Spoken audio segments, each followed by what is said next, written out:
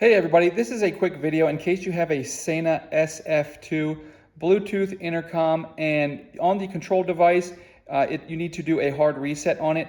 Now this is not a factory default reset. This will not delete any of the settings or connections that you have.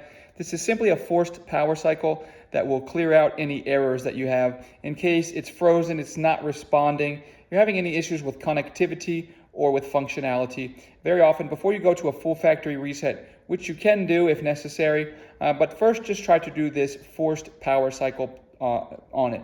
And it's really easy to do. You just need like a paper clip or a pin or something like that. Just make sure it's not too sharp. And you're just gonna come on the back of it here. And on the back, you'll see there's this little pinhole right here. You'll just press into that pinhole with a paper clip or something like that for a second or two, and that will power cycle and clear any faults on the SENA.